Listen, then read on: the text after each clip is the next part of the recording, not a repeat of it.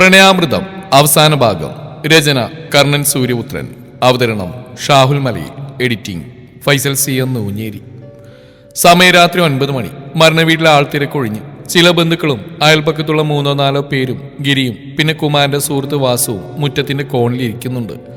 അവിടെ ഇരുന്നാൽ കുറച്ചകലെ റോഡിന്റെ അപ്പുറത്തുള്ള പൊതുശ്മശാനത്തിൽ കുമാരന്റെ ചിതയിലെ കനലുകൾ കാണാം. അകത്തെ മുറിയിൽ സുമതി അമൃതയും കരഞ്ഞു തളർന്ന് കിടക്കുന്നുണ്ട്. കുമാരന് മൃതശരീരത്തിന് മുമ്പിൽ കുഴഞ്ഞു വീണ അമൃതയെ ഹോസ്പിറ്റലിൽ കൊണ്ടുപോയി തിരിച്ചെത്തിയിട്ട് അധിക നേരമായില്ല. അവളെ ഒന്ന് കാണാനും ചേർത്ത് പിടിച്ച് ആശ്വസിപ്പിക്കാനും ഗിരി കൊതിച്ചു. പക്ഷെ ഉമ്മറത്തിരിക്കായിരുന്ന അഭിഷേകിന്റെ മുഖഭാവം കണ്ടപ്പോൾ അവനത് അടക്കി. കഷ്ടകാലം എന്നല്ലാണ്ട് എന്താ പറയാ. വാസു ഒരു നെടുവീർപ്പോടെ ശ്മശാനത്തിലേക്ക് നോക്കി. മോള് നേഴ്സായിട്ട് വരുന്ന കാണണം, മോനെ പഠിപ്പിക്കണം, മൂത്തവന്റെ കല്യാണം നടത്തണം. ആഗ്രഹങ്ങൾ ഒരുപാട് ബാക്കി വെച്ചിട്ടാ കുമാരൻ പോയത്. മനുഷ്യന്റെ കാര്യം ഇത്രയൊക്കെ ഉള്ളൂ. അയാൾ എഴുന്നേറ്റു. ഗിരി, നീ വരുന്നുണ്ടോ? അവനും എഴുന്നേറ്റു. അമൃതയോട് യാത്ര പറയാതെ പോവാൻ അവന് മനസ്സുണ്ടായിരുന്നില്ല. പക്ഷെ അഭിഷേക് വെറുതെ ഒരു പ്രശ്നം ഉണ്ടാക്കേണ്ടെന്ന് കരുതി അവൻ വാസുവിന്റെ പുറകെ റോഡിലേക്ക് നടന്നു. ദൂരെ എത്തി അവനും തിരിഞ്ഞു നോക്കി. കുമാരേട്ടന്റെ ഓർമ്മകൾ ഉറങ്ങുന്ന വീട് അവന് നെഞ്ചിലൊരു വിങ്ങൽ അനുഭവപ്പെട്ടു. ഇനി അവിടെ എന്താകും അവസ്ഥ എന്ന് ഏറെക്കുറെ ഊഹിക്കാം. സ്വന്തം കാര്യം മാത്രം നോക്കുന്ന ഒരുത്തനാണ് അഭിഷേക്. അർജുൻ സ്കൂൾ വിദ്യാർത്ഥി. സുമതിക്ക് വേറെ വരുമാനവുമില്ല. ആ കുടുംബത്തിന്റെ നെടുന്തൂണാണ് നിലംപതിച്ചിരിക്കുന്നത്. അമൃതയുടെ കാര്യം ആലോചിച്ച് അവനന്ന് രാത്രി ഉറക്കം വന്നില്ല. അവളെ ഒന്ന് കാണാനോ ആശ്വസിപ്പിക്കാനോ കഴിയാത്ത ഗതികേടോർത്ത് അവൻ സ്വയം ശപിച്ചു. അവളുടെ കാര്യത്തിൽ താൻ ഇടപെടുന്നത് ഒളിഞ്ഞും തെളിഞ്ഞും പലതവണ അഭിഷേക് വിലക്കിയിട്ടുള്ളതാണ്. ഒരു തവണ നേരിൽ ഭീഷണിപ്പെടുത്തുകയും ചെയ്തു. കുമാരേട്ടന്റെ അഭാവത്തിൽ അതിരട്ടിയാവും. എന്തു ചെയ്യുമെന്നറിയാതെ കറങ്ങിമറിയുന്ന മനസ്സുമായി ഗിരിമുറിയിൽ അങ്ങോട്ടും ഇങ്ങോട്ടും നടന്നുകൊണ്ടിരുന്നു. സുമതി, നീയൊന്നും പറഞ്ഞില്ലാലോ? രാജൻ മുന്നോട്ട് ആഞ്ഞിരുന്നു. ഇത്രയൊക്കെ ആലോചിക്കാൻ മാത്രം ഒന്നുമില്ലല്ലോ, നല്ലൊരു കാര്യല്ലേ? അതുകൊണ്ടല്ല രാജേട്ട, നിങ്ങൾ എന്തിനാ ബുദ്ധിമുട്ടിക്കുന്നെന്ന് ഓർത്താ ഞാൻ. സുമതി തന്റെ ചുമലിട്ട തോർത്തുകൊണ്ട് കണ്ണുകൾ തുടച്ചു. കുമാരേട്ടന്റെ വലിയ ആഗ്രഹം അമ്മ പഠിച്ച് ജോലി വാങ്ങുന്നത്. പക്ഷേ രാജൻ സുമതിയുടെ ഏട്ടനാണ്. അയാളും കുടുംബം കുറെ ദൂരെയാണ് താമസം. ഇടയ്ക്ക് കാണാൻ വരും. കുമാരൻ മരിച്ച ശേഷം അവർക്ക് വേണ്ട അത്യാവശ്യ സഹായങ്ങൾ ചെയ്തു കൊടുക്കുന്ന അയാളാണ്. എന്റെ ബുദ്ധിമുട്ടോർത്ത് നീ വിഷമിക്കണ്ട. അമ്മുവിന്റെ പഠിത്തം തീരാൻ ഇനി കുറച്ച് മാസങ്ങൾ കൂടിയല്ലേ ഉള്ളൂ. അതുവരെയുള്ള പഠിത്തത്തിന്റെയും മറ്റ് ചെലവുകളുടെയും കാര്യം ഞാൻ നോക്കിക്കോളാം. പരിചയത്തിലുള്ള ഏതെങ്കിലും ആശുപത്രിയിൽ ജോലിയും ശരിയാക്കാം, പോരെ? സുമതി നന്ദിയോടെ കൈകൂപ്പി. അമ്മുവിനിപ്പോ കുഴപ്പമൊന്നുമില്ലല്ലോ? അന്നത്തെ പോലെ തന്നെ ആരോടും ഒന്നും മിണ്ടുന്നില്ല. രാത്രി എഴുന്നേറ്റിരുന്ന് കരയുന്നുണ്ടാവും. അവൾ ഈ ലോകത്തെ ഏറ്റവും കൂടുതൽ സ്നേഹിച്ചിരുന്നു കുമാരേട്ടനെയല്ലേ? എന്ന് വെച്ച് ജീവിതകാലം മുഴുവൻ സങ്കടപ്പെട്ടിരിക്കുകയാണോ വേണ്ട? നീ പറഞ്ഞു മനസ്സിലാക്കി കൊടുക്ക്. പറയാനിട്ടാണോ രാജേട്ടാ? ഒത്തിരി നിർബന്ധിച്ചിട്ടാ വീണ്ടും ക്ലാസ്സിന് പോകാൻ എന്നെ സമ്മതിച്ചു. ഇപ്പൊ തന്നെ കുറെ ദിവസത്തെ ക്ലാസ് നഷ്ടപ്പെട്ടില്ലേ? പഠിത്തം പൂർത്തിയാക്കാനുള്ള വഴി നോക്കാൻ പറ. അയാൾ എഴുന്നേറ്റ് പോക്കറ്റിൽ നിന്ന് കുറച്ച് കാശെടുത്ത് അവിടെ കയ്യിൽ പിടിപ്പിച്ചു. ഞാൻ ഇറങ്ങട്ടെ, എന്തെങ്കിലും ആവശ്യമുണ്ടെങ്കിൽ വിളിച്ചാൽ മതി. രാജൻ പോയി കഴിഞ്ഞ് സുമതി അമൃതയുടെ മുറിയിലേക്ക് ചെന്നു. അവൾ കട്ടിലിരിക്കുകയാണ്. മടിയിൽ പുസ്തകം തുറന്നു വെച്ചിട്ടുണ്ട്. നീ നാളെ പോകുന്നുണ്ടാമോ? അവൾ പുസ്തകത്തിൽ നിന്ന് മുഖമുയർത്താതെ തലയാട്ടി. അതാ നല്ലത്, ഇവിടെ ഇരുന്ന വിഷമം കൂടും. അവർ കയ്യിലെ പൈസ അമൃതയുടെ ബാഗിൽ വെച്ചു. അപ്പോഴാണ് കട്ടിലിരുന്ന അമൃതയുടെ മൊബൈൽ റിങ് ചെയ്ത്. അതിന്റെ സ്ക്രീനിൽ ഗിരിയേട്ടൻ കോളിംഗ് എന്ന് കണ്ടതോടെ സുമതിയുടെ മുഖം ഇരുണ്ടു. അവനോട് മിണ്ടരുതെന്ന് അഭി നിന്നോട് പറഞ്ഞല്ലേ? അമ്മയ്ക്കിപ്പോ എന്താ വേണ്ട? അമൃത അവരെ നോക്കി. എന്നെ ഇടയ്ക്കിടെ ഗിരിയേട്ടൻ വിളിക്കാറുണ്ട്. അച്ഛനുണ്ടായിരുന്നപ്പോഴും അങ്ങനെയാ. ഇപ്പൊ അച്ഛനില്ല. ഇവിടുത്തെ കാര്യങ്ങൾ നോക്കുന്ന അഭിയും പിന്നെ നിന്റെ മാമിനോ? അത് ഓർമ്മ വേണം. അറിയാം. അമൃത എഴുന്നേറ്റ് മുടിവാരി കെട്ടി. അച്ഛന്റെ ചെയ്തയിലെ ചൂട് മാറിയിട്ട് പോരെ അമ്മേ, ഭരണ കൈമാറ്റം. പിന്നെ ചെലവിന്റെ കാര്യമാണ് അമ്മ ഉദ്ദേശിച്ചെങ്കിൽ എനിക്കൊരു ജോലി കിട്ടിയെല്ലാം തിരിച്ചു കൊടുത്തേക്കാം. ഈ കണക്ക് കുറച്ചിൽ കേൾക്കണ്ടല്ലോ. അവൾ ഫോണെടുത്ത് പുറത്തേക്ക് നടന്നു. ജീവിതം വഴിമാറി ഒഴുകുന്നത് ഗിരിയാമൃതയും തിരിച്ചറിഞ്ഞ നാളുകളായിരുന്നു പിന്നീട്. നഴ്സിംഗ് പഠനം പൂർത്തിയാക്കിയ ശേഷം ട്രെയിനിങ്ങും അതിനുശേഷമുള്ള ജോലിക്കുമെല്ലാം രാജൻ തന്റെ കൂട്ടുകാരൻ വഴി ഒരു ഹോസ്പിറ്റലിൽ ഏർപ്പാട് ചെയ്തു.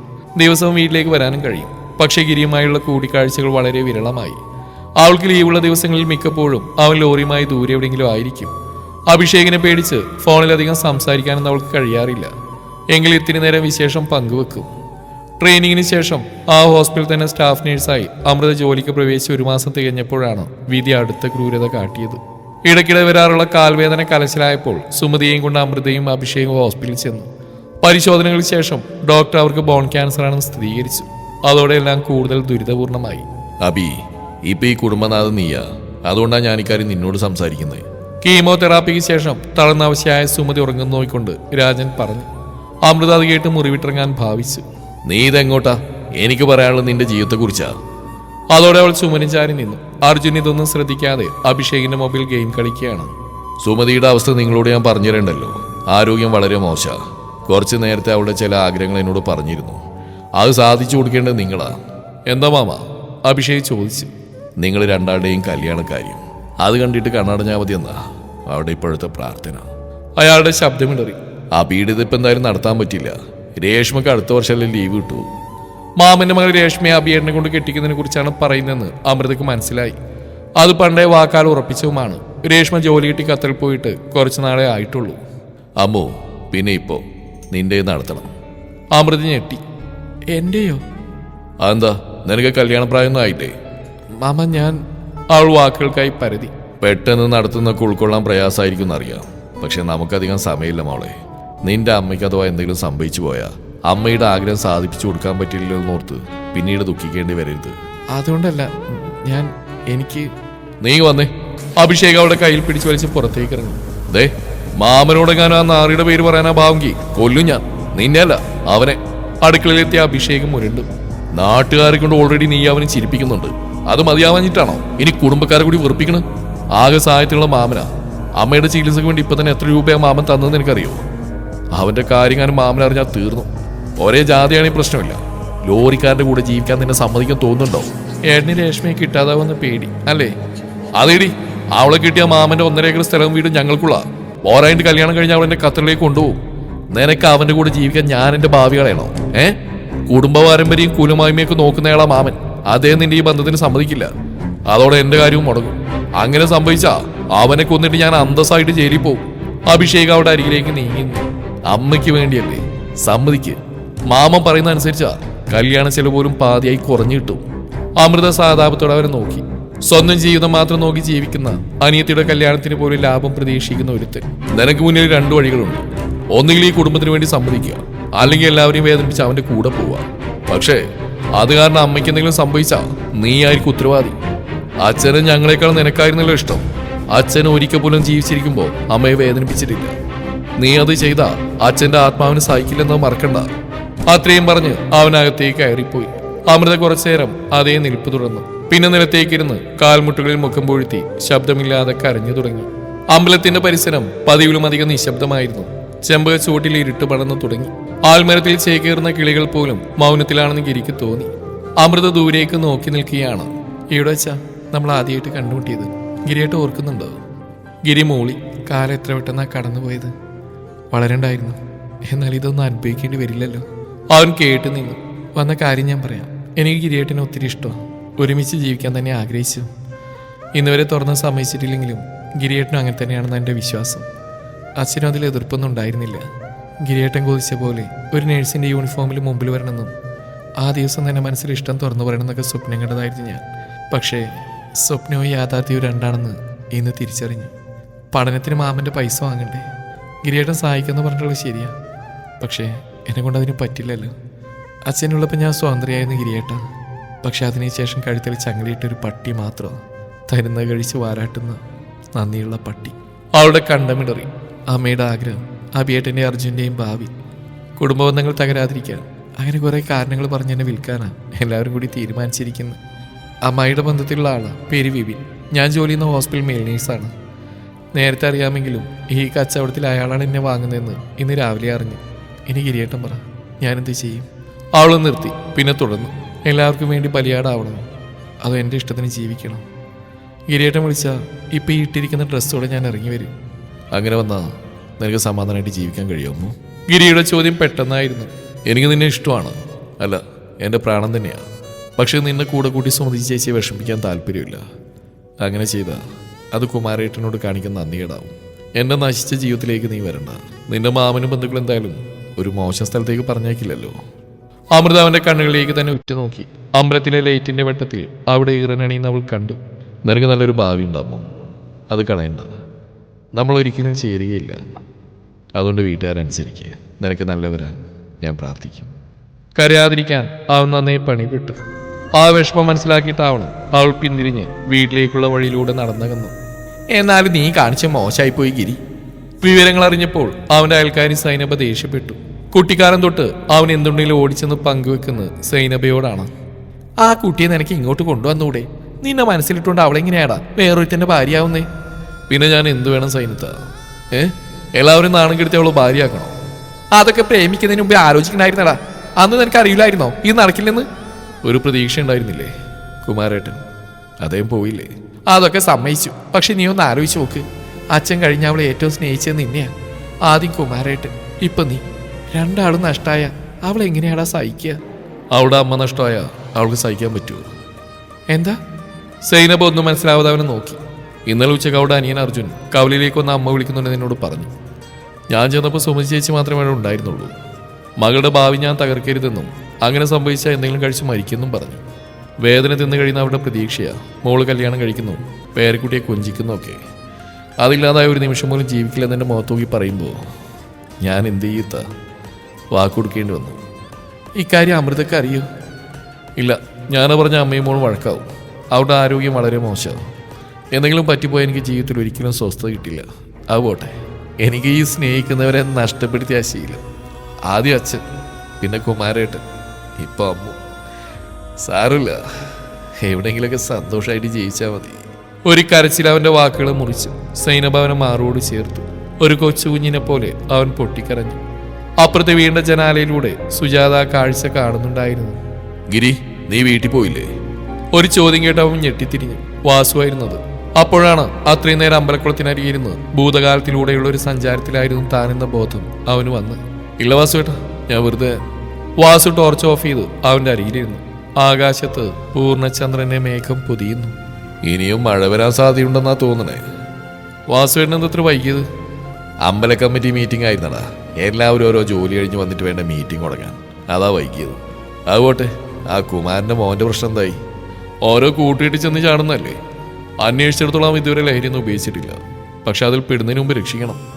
കുടുംബത്തിനെ നിയന്ത്രിക്കാൻ ആരെങ്കിലും വേണ്ടേ അതിന്? മൂത്തവൻ ഭാര്യയുടെ കൂടെ വിദേശത്ത് സൂഹിക്കുന്നു, അമ്മയാണെങ്കിൽ രോഗി. ആ പെണ്ണിനെ കൊണ്ട് എന്ത് ചെയ്യാൻ പറ്റും? ഗിരിയൊന്നും മിണ്ടിയില്ല. അതിൻ്റെ കാര്യം ഓർക്കുമ്പോഴാ സങ്കടം. താലികെട്ടും കഴിഞ്ഞ് ഭർത്താവിൻ്റെ വീട്ടിലെത്തിയ ദിവസം തന്നെ ആ പയ്യൻ ഷോക്കടിച്ച് മരിച്ചു. അവളുടെ ദോഷം കൊണ്ട് അങ്ങനെ സംഭവിച്ചെന്ന് എല്ലാവരും പറഞ്ഞു നടന്നു. സ്വന്തം വീട്ടിലേക്ക് തിരിച്ചു വന്നിട്ടും സ്വൈര്യല്ല. ആ വലിയ ചെക്കൻ അവൻ്റെ ഭാര്യ എന്തൊക്കെയാ അതിനെ പറയുന്നത്? എല്ലാം സഹിച്ചു കൊടുക്കും. അതിൻ്റെ മനസ്സിൻ്റെ സമനില തെറ്റി. ഡിപ്രഷൻ്റെ ലാസ്റ്റ് സ്റ്റേജാണെന്നാ അന്നൊരിക്കൽ ഹോസ്പിറ്റലിൽ കൊണ്ടുപോയപ്പോൾ ഡോക്ടർ പറഞ്ഞു. ഏതോർമ്മയിൽ വാസു ഒരു നിമിഷം നിശബ്ദനായി. കയ്യിലെ ഞരമ്പ് മുറിച്ച് ചോരയിൽ കുളിച്ച് കിടന്ന ആ കുട്ടിയുടെ രൂപം അതിന്നും മനസ്സിലുണ്ട് ഗിരി. ഞാൻ ആ വാരിയെടുത്ത് ആശുപത്രിയിലേക്ക് ഓടിയത്. ജീവൻ തിരിച്ചു കിട്ടിയത് ഭാഗ്യം. പക്ഷേ അന്ന് തൊട്ട് അവളാകെ മാറി. പണ്ട് ഇവിടെയൊക്കെ തുള്ളിച്ചാടി നടന്നിരുന്ന വായാടി പെണ്ണല്ല. എല്ലാ ഉള്ളിലൊതുക്കിയൊരു യന്ത്രത്തെ പോലെ അവളിന്ന് അമ്മയ്ക്കും അനിയനും വേണ്ടി ജീവിക്കുന്നു. ഗീതാ മെമ്മോറിയൽ ഹോസ്പിറ്റൽ മാനേജ്മെൻറ്റിൽ എൻ്റെ ഒരു ബന്ധുള്ളതുകൊണ്ട് അവിടെ ജോലി ശരിയായി കൊടുക്കാൻ പറ്റി. കുമാരൻ്റെ മോൾക്ക് വേണ്ടി ഇത്രയെങ്കിലും ചെയ്യാൻ കഴിഞ്ഞതിൽ സന്തോഷമുണ്ട്. പക്ഷേ അതോടൊപ്പം നല്ല പേടി. അന്ന് കീമോ ഒക്കെ കഴിഞ്ഞപ്പോൾ സുമതിയുടെ അസുഖം മാറിയെന്ന് കരുതിയതാ. പക്ഷേ ഇപ്പോൾ വീണ്ടും വന്നു. അല്ലെങ്കിലും ക്യാൻസറൊക്കെ പൂർണ്ണമായിട്ട് മാറുന്നത് വളരെ അപൂർവമാണല്ലോ. സുമതിക്ക് എന്തെങ്കിലും സംഭവിച്ചാൽ ആ പെണ്ണിൻ്റെ അവസ്ഥ എന്താവും? വാസു ഒന്ന് വിശ്വസിച്ചു. പിന്നെ അവനെ നോക്കി. മറ്റുള്ളവർക്ക് വേണ്ടി സ്വന്തം ഇഷ്ടങ്ങൾ ഉപേക്ഷിച്ചിട്ട് നീ അവളെ എന്ത് നേടിയിരി? അവൻ തലവനിച്ചിരിക്കുകയാണ്. അവളുടെ കല്യാണം തീരുമാനിച്ചതിൽ അടുത്ത ദിവസം നാട് വിട്ടു പോയവനാ നീ. എന്നിട്ട് സമാധാനം കിട്ടിയോ? എത്ര കാലം ഇങ്ങനെ പ്രശ്നങ്ങളിൽ നിന്ന് ഒളിച്ചുകൂടാ? നിന്റെ അച്ഛൻ്റെ മരണത്തിന് കാരണമാണെന്ന് പറഞ്ഞ് അമ്മയെ അകറ്റി നിർത്തി. നീ കാരണം മറ്റുള്ളവർ വേദനിക്കരുതെന്ന് പറഞ്ഞ് സ്നേഹിക്കുന്ന പെണ്ണിനെ അകറ്റി നിർത്തി. ഇതൊക്കെ കൊണ്ട് നീ എന്താടാ നേടിയത്? ഗിരി മറുപടിയൊന്നും പറഞ്ഞില്ല. മാമനും ബന്ധുക്കളും ഒറ്റപ്പെടുത്തും, സുമതി ഹൃദയം പൊട്ടി മരിക്കുമെന്നൊക്കെ പറഞ്ഞിട്ടാണല്ലോ നിങ്ങൾ പിരിഞ്ഞ്. എന്നിട്ടിപ്പോൾ ആ മാമനും ബന്ധുക്കളൊക്കെ എവിടെ? കല്യാണ ദിവസം വിധവയായിട്ട് പകച്ചുന്ന പെണ്ണിനെ ചേർത്ത് പിടിച്ച് ആശ്വസിപ്പിക്കാൻ ഒരു നാറികളും ഉണ്ടായിരുന്നില്ല. പകരം എല്ലാവരും ചേർന്ന് ഒറ്റപ്പെടുത്തി. മറ്റൊരുത്തരം മനസ്സിലിട്ട് താരിയെട്ടാൻ നിന്നു കൊടുത്തോണ്ടാ അങ്ങനെ സംഭവിച്ചെന്നൊക്കെ അവിടെ മുഖത്തോക്കി പറഞ്ഞു. അതെല്ലാം കഴിഞ്ഞ് ഇവിടെ എത്തിയ പേട്ടൻ്റെ വക വേറെയും. ആ നാറി തൻ്റെ കല്യാണത്തിന് പോലും അവളെ പങ്കെടുപ്പിച്ചില്ല. ലോകത്തെവിടെയും കേട്ടുകേൾവിയുള്ള കാര്യമാണോ ഇത്? ബന്ധുക്കൾക്ക് ഇഷ്ടപ്പെടില്ല പോലും. ഇതൊക്കെ കൊണ്ടാ ആ കുട്ടി ചാവാൻ ശ്രമിച്ച്. കൗൺസിലിംഗ് കൊണ്ടൊക്കെ ഇപ്പം മാറ്റമുണ്ട്. പക്ഷെ എത്ര നാള് നിനക്ക് അവളെ രക്ഷിക്കാൻ പറ്റുമായിരുന്നില്ലടാ? വാസുവേട്ടൻ എന്നെ കുറ്റപ്പെടുത്തിയാണ്. ആ ഒരു സങ്കടത്തോടെ അയാളെ നോക്കി. എനിക്ക് വേണ്ടി സൈനത്ത് അമ്മുവിനോട് സംസാരിച്ച് വാസുവേട്ടൻ അറിയാലോ. സ്വന്തം കൂടപ്രഭുവരെ ഭ്രാന്തി എന്ന് വിളിച്ച പെണ്ണിനെ ഗിരിയേട്ടന് വേണ്ടെന്നാ അവളൊന്ന് ഇത്തയോട് പറഞ്ഞു. ഇനി കാര്യം പറഞ്ഞ ആരോട് അടുത്തേക്ക് പോകേണ്ടെന്ന്. പിന്നെ ഞാൻ എന്താ ചെയ്യുക വാസുവേട്ടാ? എടാ, അത് നിന്നോടുള്ള സ്നേഹം കൊണ്ടാടാ പൊട്ട. അവള് കാരണം നിന്റെ ജീവിതം നശിക്കണമെന്ന് കരുതിയിട്ട്. എൻ്റെ ജീവിതം തന്നെ അവളല്ലേ വാസുവേട്ടാ? അവൻ ചിരിക്കാൻ ശ്രമിച്ചു. കൂടെ വരാൻ അവൾ ഒരിക്കലും തയ്യാറാവില്ലെന്ന് അറിയാവുന്നതുകൊണ്ടാ 5 വർഷം ഗൾഫിൽ തന്നെ നിന്ന്. ഈ നാട്ടിൽ അവളെ കണ്ടുകൊണ്ട് ഞാനിങ്ങനെ കഴിയും. സാരമില്ല, ഇന്ന് അവളുടെ ലോകം വേറെയാ. അവിടെ ഞാനില്ലെന്നറിയാം. അങ്ങനെ തന്നെ ഇരുന്നോട്ടെ. അവൻ എഴുന്നേറ്റു. ഞാൻ ചെയ്ത തെറ്റുകൾ ഞാനായിട്ട് തന്നെ തിരുത്തണം. പിന്നീട് അവസരം കിട്ടിയില്ലെങ്കിലോ? ഒന്ന് പുഞ്ചിരിച്ചിട്ട് അവൻ മൊബൈലിൽ ഫ്ലാഷ് ലൈറ്റ് ഓൺ ചെയ്തുകൊണ്ട് വീട്ടിലേക്ക് നടന്നു. അബി പൈസ വല്ലതും അയച്ചെന്ന അമ്മു? രാവിലെ ജോലിക്ക് പോകാൻ ഒരുങ്ങുന്നതിനിടെ സുമതിയുടെ ചോദ്യം കേട്ട് അമൃത തിരിഞ്ഞു നിന്നു. പിന്നെ ഒരു 10 ലക്ഷം അക്കൗണ്ടിൽ ഇട്ടിട്ടുണ്ട്. ബാങ്കിൽ നിന്ന് ഒറ്റ കഥ കൊണ്ടുവരാൻ പറ്റാഞ്ഞിട്ടാ. അവളുടെ പരിഹാസം മനസ്സിലായതോടെ സുമതി മൗനം പാലിച്ചു. കടിഞ്ഞൂൺ കൺമണി കത്രി പോയി കാശുണ്ടാക്കാൻ തുടങ്ങിയിട്ട് കൊല്ലം കുറെ ആയല്ലോ. എത്ര തവണ അമ്മയ്ക്ക് വേണ്ടി എന്തെങ്കിലും തന്നു? ഭാര്യയ്ക്കും ഭർത്താവിന് എപ്പോഴെങ്കിലും ഇവിടെ വന്ന് താമസിക്കാൻ വേണ്ടി റൂം വലുതാക്കാൻ അറ്റാച്ച്ഡ് ബാത്റൂം പണിയാൻ വേണ്ടി മാത്രമല്ലാതെ മരുന്ന് വാങ്ങാൻ പറഞ്ഞിട്ട് 100 രൂപ കിട്ടിയിട്ടുണ്ടോ? പിന്നെ എന്തിനാ ഈ പ്രതീക്ഷ? ഇങ്ങനെ കഷ്ടപ്പെടുന്ന കണ്ടിട്ടാ. അവരുടെ ശബ്ദം താഴ്ന്നു. നിനക്ക് 1 രൂപ പോലും സ്വന്തം ആവശ്യത്തിന് ബാക്കിയാവുന്നില്ലല്ലോ. എന്റെ കഷ്ടപ്പാടും എന്റെ സങ്കടങ്ങൾ 5 വർഷം മുമ്പ് ആരും കണ്ടിട്ടില്ല. ഇനി അതിന്റെ ആവശ്യമില്ല.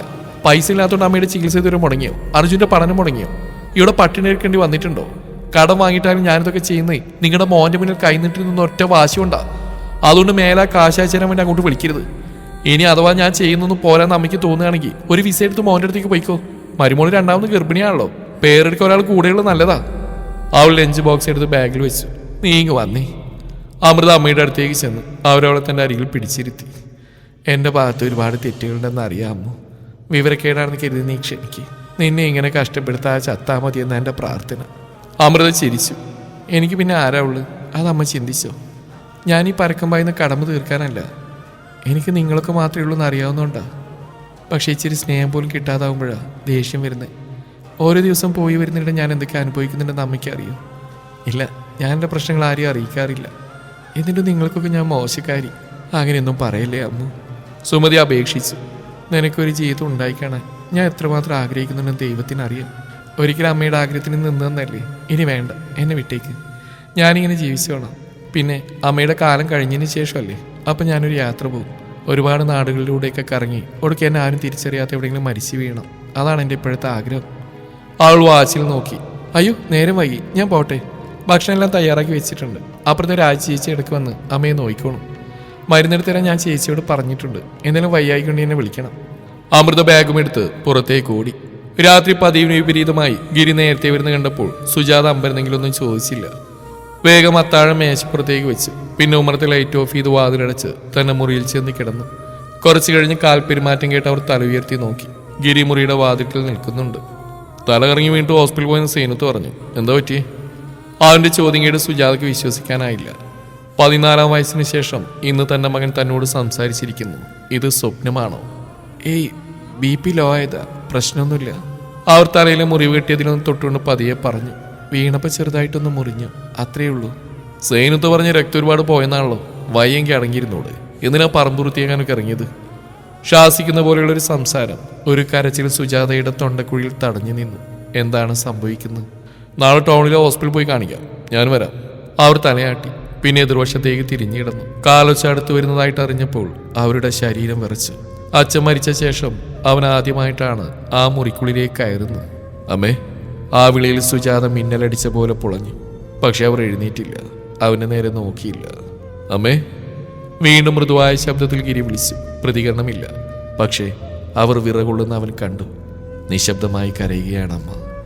ഇത്രയും കാലത്തെ അവഗണന അവരെത്രത്തോളം ബാധിച്ചിരുന്നു എന്ന് ഇന്ന് അവനറിയാം. സ്കൂളിലെ ജോലിയൊക്കെ അവർ മതിയാക്കിയിട്ട് കാലം കുറയായി. അടുത്തുള്ള കുട്ടികൾക്ക് ട്യൂഷൻ എടുത്തും വീട്ടിൽ നിന്ന് തയ്ച്ചും അവരുണ്ടാക്കുന്ന പൈസ മുഴുവൻ അവർ തനിക്ക് വേണ്ടിയാണ് ബാങ്കിൽ നിക്ഷേപിക്കുന്നത്. എന്നോടാവും മിണ്ടിയില്ലെങ്കിലും കൂടെയുള്ളപ്പോൾ ഒരു ധൈര്യമായിരുന്നു സൈനത്ത്. ഇപ്പോൾ വല്ലാത്ത പേടി തോന്നുന്നു. എനിക്ക് വേറെ ആരാ ഉള്ളത്? അഥവാ എനിക്ക് എന്തെങ്കിലും സംഭവിച്ച ചിതക്ക് തീ കൊളുത്ത അവനോട് പറയണേ.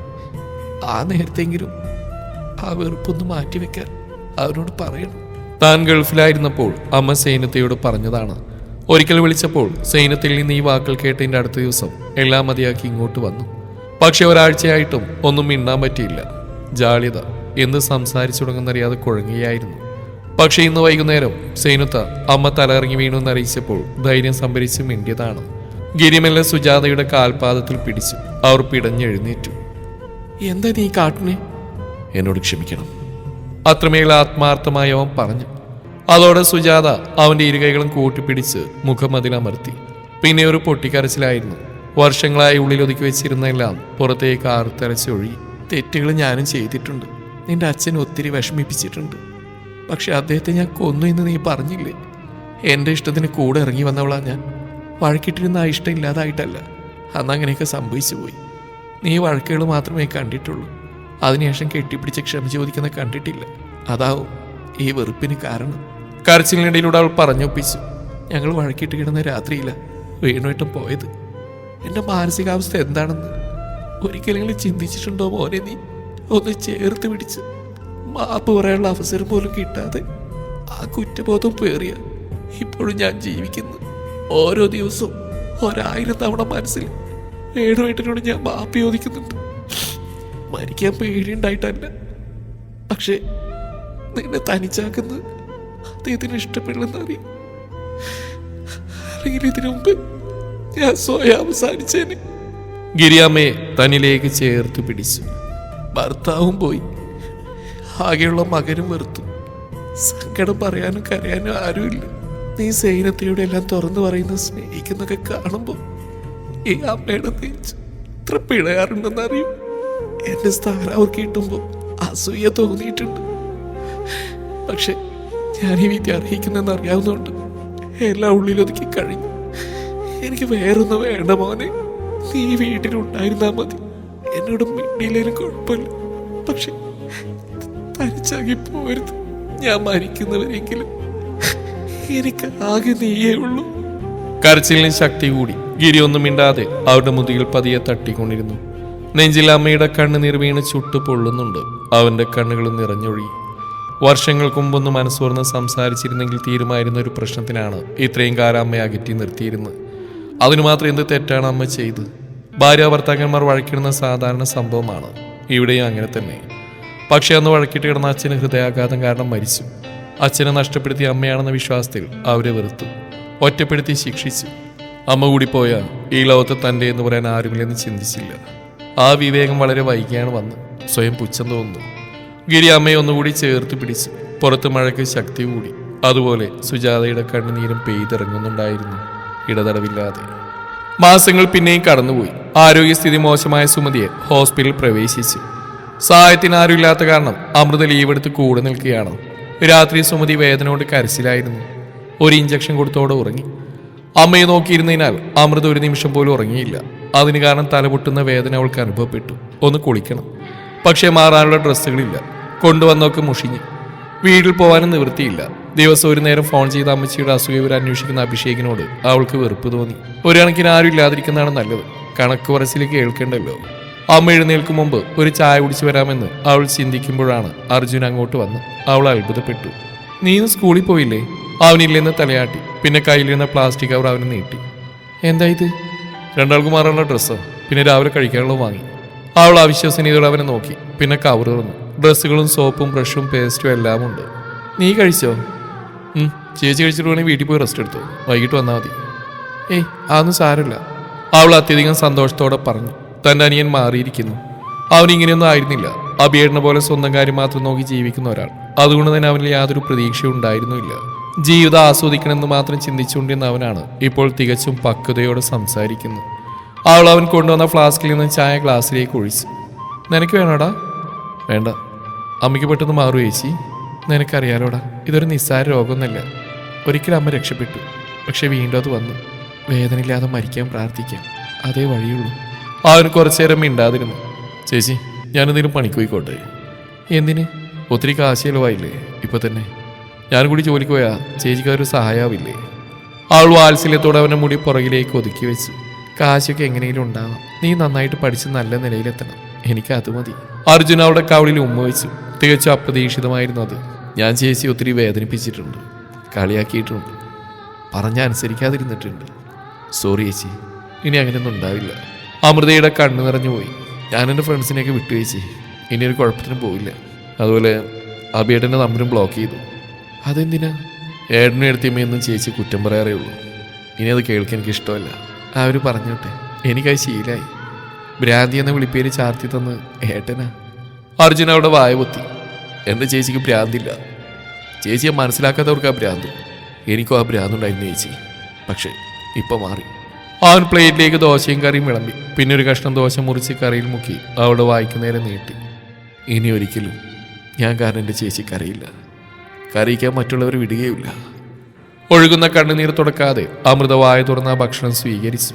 മുൻപിലിരിക്കുന്ന അനിയന് അച്ഛൻ്റെ മുഖവുമായി വളരെ സാമ്യമുള്ള പോലെ അന്ന് ആദ്യമായി അവൾക്ക് തോന്നി. ഒരു കൊച്ചു കുഞ്ഞിനെന്ന പോലെ അർജുൻ അവളെ ഊട്ടിക്കൊണ്ടിരുന്നു. നീ ബസ്സിനാണോ വന്ന്?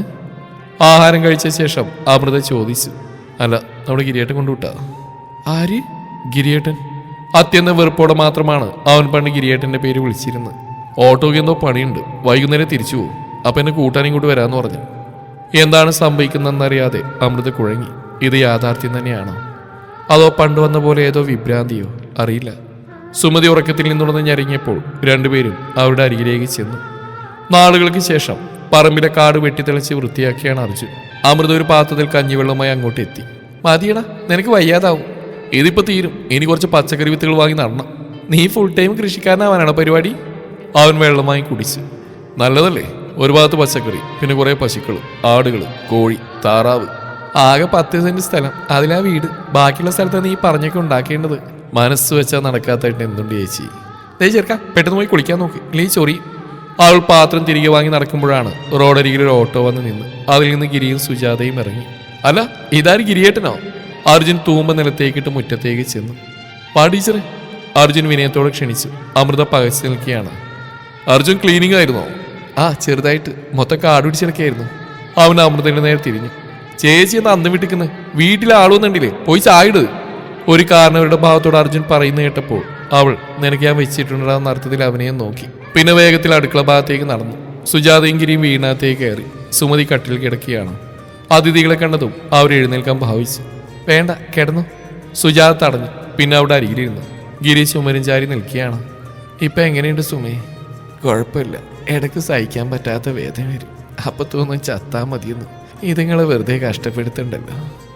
അവരുടെ സ്വരം നേർത്തിരുന്നു. തലമുട്ടയടിച്ച് മെലിഞ്ഞുണങ്ങി എല്ലും തോലുമായി അവരെ കണ്ടപ്പോൾ ഗിരിക്ക് സഹതാപം തോന്നി. നീ പോയാ പിന്നെ ഈ കുട്ടികൾക്ക് ആരാവുള്ളു? അതറിയാവുന്നോണ്ടല്ലേ അവർ നിന്നെ പൊന്നുപോലെ നോക്കുന്നു. സുമതി സുജാതയുടെ കയ്യിൽ പിടിച്ചു. എന്നോട് ദേഷ്യമൊന്നും തോന്നരുത് കേട്ടോ. ഞാനും കൂടി ചേർന്ന ഗിരിയെയും അമ്മുവിനെയും പിരിച്ചത്. എൻ്റെ മോൾ ഒത്തിരി അനുഭവിച്ച് മാത്രം വെച്ചു. അതൊക്കെ കഴിഞ്ഞില്ലേ സുമി? സംഭവിച്ചൊന്നും മാറ്റാൻ നമ്മളെ കൊണ്ട് പറ്റില്ലല്ലോ. കാണാൻ വന്നതിൽ ഒത്തിരി സന്തോഷം. ഇങ്ങോട്ടങ്ങനെ ആരും വരാറില്ല. ഏട്ടൻ വല്ലപ്പോഴും വിളിക്കും. എല്ലാവർക്കും അവരുടേതായ തിരക്കുള്ളൂ. അവർ ഗിരിയെ നോക്കി. മോനെ എന്നോട് ക്ഷമിക്കണം കേട്ടോ. അവൻ അവരുടെ അടുത്തേക്ക് നടന്നു. എനിക്ക് യാതൊരു ദേഷ്യമുള്ള സുമേശി, അതൊന്നോർത്ത് വെറുതെ മനസ്സ് വിഷമിക്കണ്ട. അർജുൻ മേലെ അടുക്കളയിലേക്ക് ചെന്നു. അമൃത ചായ ഉണ്ടാക്കിയാണ്. അവനൊരു പ്ലേറ്റിലേക്ക് റിബൺ കേക്കും മറ്റൊന്നിൽ മിക്സ്ചർ എടുത്ത് വെച്ചു. ഇത് മതിയാവില്ല ചേച്ചി, നമ്മുടെ ഗിരിയേട്ടനല്ലേ, അഡ്ജസ്റ്റ് ചെയ്യും. എന്താണ് ഇവിടെ നടക്കുന്നത്? അമൃത കണ്ണൂരിട്ടി. എന്ത്? ഇതുവരെ വരാത്ത ആളുകളൊക്കെ അമ്മയെ കാണാൻ വരുന്നു. അടുക്കളയിൽ പലഹാരത്തിൻ്റെ ഒരു തരി പോലും ബാക്കി വെക്കാതെ നീ അതൊക്കെ വാങ്ങി വെക്കുന്നു. അല്ല, എന്താ ഇതിൻ്റെയൊക്കെ അർത്ഥം? ഒന്നുമില്ല. ഈ ചേച്ചിക്ക് എന്താ? നീ കളിക്കില്ലേടാ, സത്യം പറ. ഇവർ വരുമെന്ന് എനിക്ക് നേരത്തെ അറിയായിരുന്നോ? ആ, ഗിരിയേട്ടൻ എന്നല്ല പറഞ്ഞിരുന്നു. അവൻ്റെ ഒരു ഗിരിയേട്ടൻ എപ്പോഴാടാ എനിക്ക് ബഹുമാനൊക്കെ തുടങ്ങിയത്? അങ്ങനെ പണ്ട് കണ്ണെടുത്താൽ കണ്ടുകൂടായിരുന്നല്ലോ. എല്ലാത്തിനും അതിൻ്റെതായ സമയമുണ്ട് ദാസ. അർജുൻ അവിടെ ഇരുചുമലിലും കൈവച്ചു. എനിക്ക് 18 വയസ്സാവുന്നില്ലേ ഉള്ളൂ. ഞാൻ ചേച്ചിയുടെ അനിയനാ. പക്ഷെ ചില കാര്യങ്ങളിൽ എനിക്ക് ഏട്ടനാവേണ്ടി വരും. കുറേ ആയില്ലേ എൻ്റെ ചേച്ചി പെണ്ണ് ഞങ്ങൾക്കൊക്കെ വേണ്ടി അനുഭവിക്കുന്നു. മതി, ഞാൻ കുറച്ച് തീരുമാനങ്ങൾ എടുത്തിട്ടുണ്ട്. അത് നടക്കും. അങ്ങനെയെങ്കിലും ഇത്രയും കാലം ചെയ്ത തെറ്റുകൾക്ക് ഒരു പ്രായശ്ചിത്താവട്ടെ. കുടുംബശ്രീയിലെ പെണ്ണുങ്ങൾ എന്നെപ്പറ്റി നല്ല പറയുന്നില്ല. ചേച്ചിക്ക് എന്തെങ്കിലും പ്രശ്നമുണ്ടോ? നീ ഉദ്ദേശിച്ചത് എന്താണെന്ന് എനിക്ക് മനസ്സിലായി. പക്ഷെ അജു, അതൊന്നും നടക്കില്ല. നടത്താനാണല്ലോ ഞാൻ. അവൾ എന്തോ പറയാൻ ഭാവിച്ച അർജുൻ തടഞ്ഞു. പിന്നെ ഗ്ലാസ്സുകളിൽ ചായ പേർന്ന് ഒരു ട്രേയിൽ വെച്ച് പലഹാരപാത്രങ്ങളും അതിൽ വെച്ച് എടുത്ത് അവൾക്ക് നീട്ടി. കൊണ്ടുകൊടുക്ക്. അവൾ ദയനീയമായി അവനെ നോക്കി. പ്ലീസ് ചേച്ചി, ഞാനല്ലേ പറയുന്നേ. ഗത്യന്തരമില്ലാതെ അമൃത അത് വാങ്ങി അമ്മയുടെ മുറിയിലേക്ക് ചെന്നു. ചായ കുടിക്ക്. മുഖം പ്രസന്നമാകാൻ ശ്രമിച്ചുകൊണ്ട് അവൾ പറഞ്ഞു. സുജാത ചിരിയോടെ അവൾ നോക്കിയൊരു ഗ്ലാസ് എടുത്തു. സുഖാണോ മോളെ? അവൾ അതേന്ന് തലയാട്ടി. ഗിരി അർജുൻ്റെ മുറിയിലായിരുന്നു. ഉറക്കാത്ത ചുവടുകളോടെ അവൾ അങ്ങോട്ട് നടന്നു.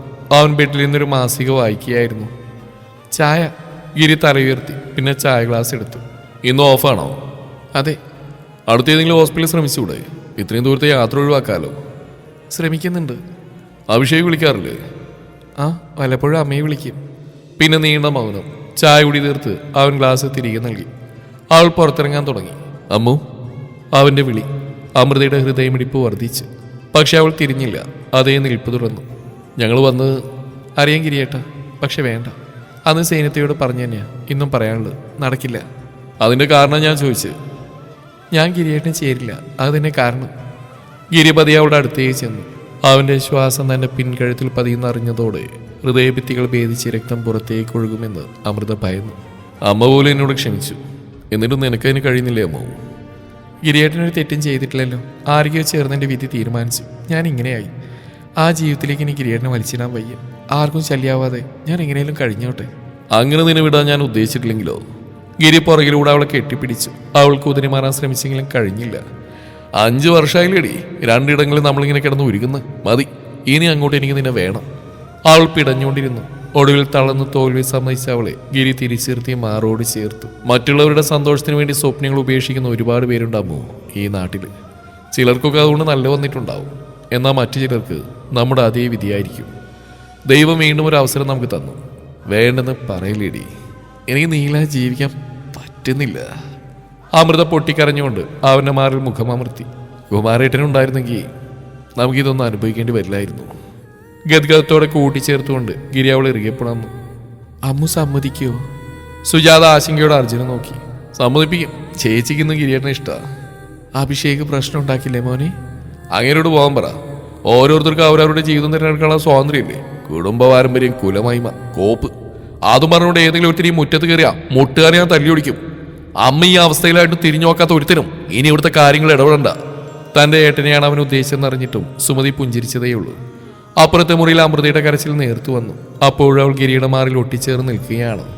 5 വർഷത്തെ പരാതിയും പരിഭവങ്ങളും വേദനകളും കണ്ണുനീരിന്റെ ഭാഷയിൽ അവർ പങ്കുവെച്ചു. അമ്മു, എന്തോ? അന്ന് പോലീസ് സ്റ്റേഷനിൽ കണ്ട SI ഇല്ലേ, രഞ്ജു സാറ്, പുള്ളി എനിക്കൊരു ഓഫർ തന്നിട്ടുണ്ട്.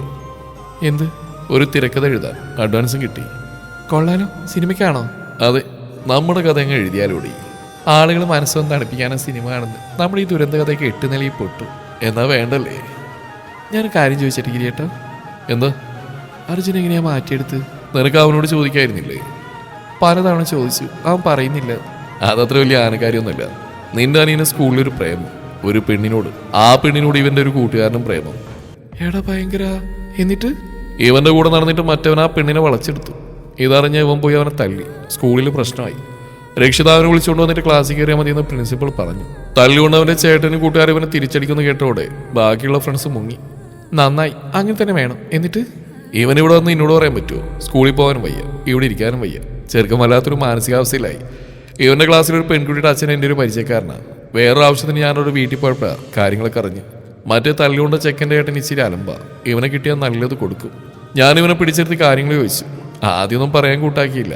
പണ്ടത്തെ അതേ ദേഷ്യം ജാട ഒടുക്കാൻ കരണത്തൊന്നും പൊട്ടിച്ചു. അതോടെ എല്ലാം തത്ത പറയുന്ന പോലെ പറഞ്ഞു. ആദ്യം ഞാനവൻ്റെ സ്കൂളിൽ പോയി. ചേച്ചിയുടെ ഭർത്താവാണ്, വീട്ടിലെ കാര്യങ്ങൾ നോക്കിയെടുത്തത് ഞാനാണെന്നൊക്കെ പറഞ്ഞ് അവരുടെ കാലുപിടിച്ച് സോൾവ് ആക്കി. പിന്നെ രഞ്ജ് സാറിനെ കൊണ്ട് മറ്റേ പാർട്ടിയോട് സംസാരിച്ച് ഒതുക്കി തീർത്തു. അതിനുശേഷം നമ്മുടെ അമ്പലത്തിൻ്റെ അടുത്ത് കൊണ്ടുപോയി 1.5 മണിക്കൂർ ഉപദേശിച്ചപ്പോൾ അവന് കാര്യങ്ങളൊക്കെ മനസ്സിലായി. ഇത്രയും സംഭവിച്ചുള്ളൂ. മൊട്ടേന്ന് വിരിഞ്ഞിട്ടില്ല, അപ്പോഴേക്കും പ്രേമം 2 കിട്ടണമായിരുന്നു. പാവാടി, എത്ര ഉപദേശിച്ചിട്ട് നന്നാവാത്ത പിള്ളേരില്ലേ. അവനിപ്പോൾ ഈ ലോകത്തെ ഏറ്റവും വലുത് അമ്മയും ചേച്ചിയുവാ. പിന്നെ പ്രേമത്തിൻ്റെ കാര്യം, അത് ഏത് പ്രായത്തിൽ വരുന്ന ആർക്കും പറയാൻ പറ്റില്ല. ചെമ്പകപ്പൂ പെറുക്കാൻ വരുന്ന 5ാം ക്ലാസ്സുകാരിയോട് എനിക്ക് തോന്നിയതും പ്രേമാവാം. തിരിച്ചറിയാൻ വൈകിന്ന് മാത്രം. അവൻ അമൃതയുടെ നെറുകിൽ അധരങ്ങൾ അമർത്തി. പ്രദീപേട്ടന് വണ്ടി വിളിച്ച് നമുക്കൊരു സ്ഥലം വരെ പോകണം. ഞാനും നീയും അർജുനും നമ്മുടെ അമ്മമാരും.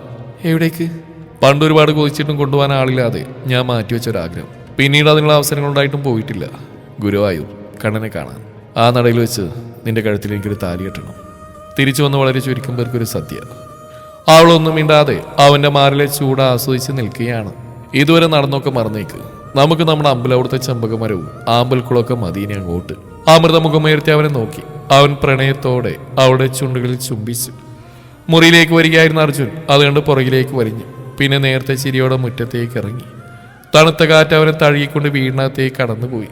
അവന്റെ കണ്ണുകൾ നിറഞ്ഞിരുന്നു. പക്ഷേ അത് സന്തോഷം കൊണ്ടായിരുന്നു എന്ന് മാത്രം. സൂര്യൻ അസ്തമിക്കാൻ ഒരുങ്ങുകയാണ്.